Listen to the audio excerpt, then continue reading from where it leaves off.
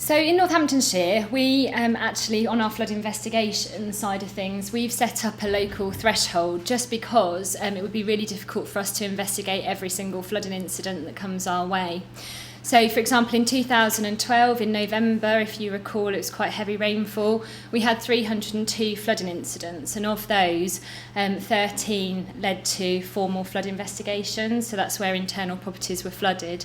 So we basically said that if critical infrastructure is affected, if more than 5 properties are affected in one kind of clump from the same source of flood risk, and if one property has been flooded on more than one occasion in the last 5 years, we will investigate formally under Section 19 of the Flood and Water Management Act.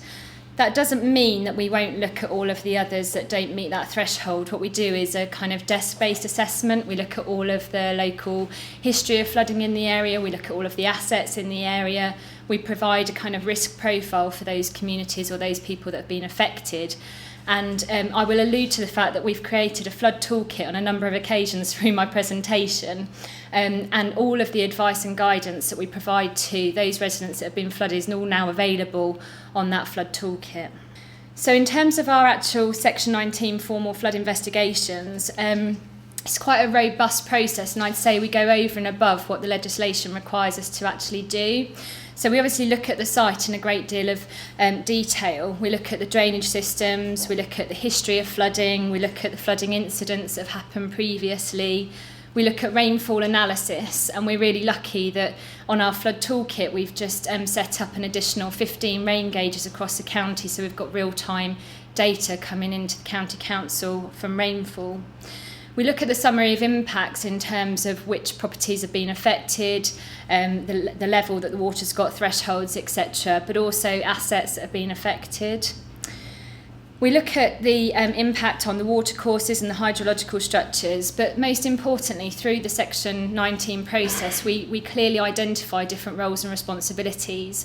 So we set out which risk management authorities are responsible, as well as riparian owners, and we put a really heavy focus on riparian responsibilities, not only on our flood toolkit, but also through the Section 19 reports themselves. We look at the conclusions of the investigation, so why the flooding happened, who's responsible for the flooding, and whether they're intending to do anything about it, which is basically what the legislation talks about. And then we set out a whole series of recommendations for each of the risk management authorities. So all of the water companies that are involved, we've got 3 different water companies in Northamptonshire, if that's relevant, the local district councils, 7 across Northamptonshire, as well as the Environment Agency, and again the riparian responsibilities come in on the landowner side. And those recommendations are all brought together into the final report, and we put useful contacts and links in there. As part of the actual investigation process, we do a complete catchment-based walk around, so looking at the entire catchment in the area that's been affected. Now that's both with the communities and independently as with our drainage engineers. So they look at the actual hydrological side of things, but then they do a walk around with the communities and they look at where the area is flooded, where they've considered hotspots to be, and all of those sorts of things. And then we bring all of that information together in a series of kind of visual maps, looking at the historic mapping that we've got that goes back to 1855, looking at LANDFoRM and LIDAR, so topography type information, and then actually looking at our flood risk maps and verifying them in terms of their accuracy. So it's all done and to bring all of those comments, experiences, thoughts and feelings from the communities into one place as well. So it's very much partnership, working with the communities and getting them to understand the different roles and responsibilities. At this stage, we also identify who's responsible for what assets as well, and the level of maintenance that's required on each of them. And that's brought together into a lovely map base that basically talks about the way water can flow off land, where it's likely to accumulate, where there's historic culverts that have perhaps been forgotten, where there's areas that need maintenance, and there's a huge appendix that goes with it in terms of recommended improvements.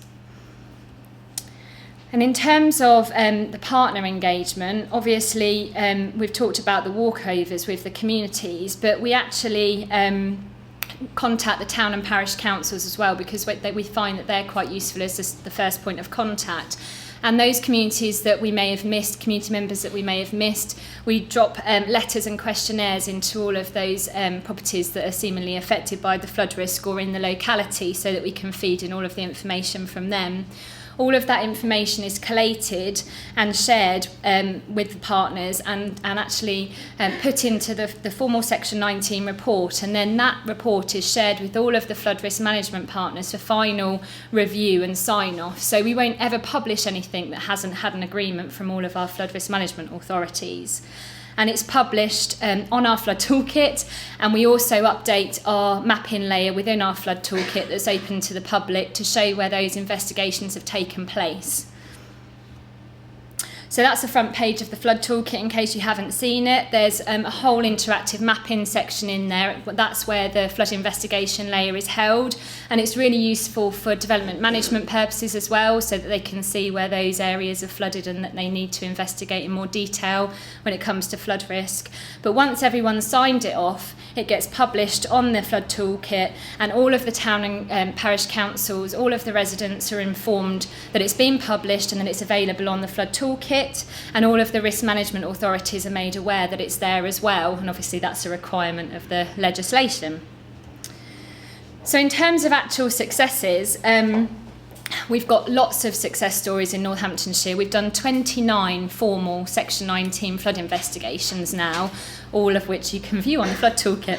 And basically we've got some really good examples where there's been flooding incidents that have had perhaps historic culverts that are riparian owned, but they've also been drained by highway gullies, where big, very affluent landowners have got silt ponds, and where homeowners have actually been affected themselves. We've got examples where Anglian Water have come and taken some drainage systems out of the historic culverts, provided initial capacity. Property owners have actually put up floodgates themselves.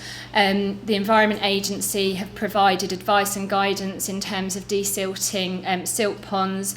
We've upgraded our highway gullies, and actually it's a true partnership approach to solving the problems basically all within each of the communities. So I think if we hadn't had a report that brought all of the issues together, highlighted roles and responsibilities, set out recommendations, and have that published in the public domain, there wouldn't be this kind of onus for people to take responsibility for themselves and for risk management authorities to actually implement some of those recommendations. So one of the key things that we've basically learned is that you have to involve the right people at the right stage. It's not just those that are affected, but it's communities as a whole. Please don't go unannounced. It's really useful to find all of the information that the actual local communities have. Perhaps do an independent site visit, but actually involve the communities because they have so much local knowledge. Make sure that desk-based assessments are fully carried out beforehand, so that the engineers are informed and actually know the catchment and the hydrology of the area. We have an independent approach, so we don't have a drainage engineer within Northamptonshire County Council, but we actually outsource our Section 19s, and I think that actually really helps because you have that kind of independent assessment.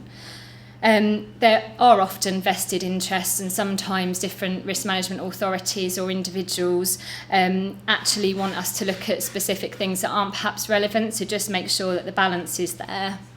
And as I've already said, partnership working and engagement is absolutely key. And I think basically without the Section 19 process, there's a lot of issues that have never been looked at in any element of detail, never been brought together into a report and never published anywhere. And it's a wake-up call for everybody involved, really, because it's now published, it's in the public domain. I think it's really great. We've had some negative and positive calls and emails about people wanting to buy properties, the fact that they've actually been told before they bought them, because these Section 19 reports are published online, that the area that they're looking at is at risk. We've also used all of the findings in our Community Resilience Pathfinder project, which we've just completed. So all of the lessons learned we're able to embed within that project as well.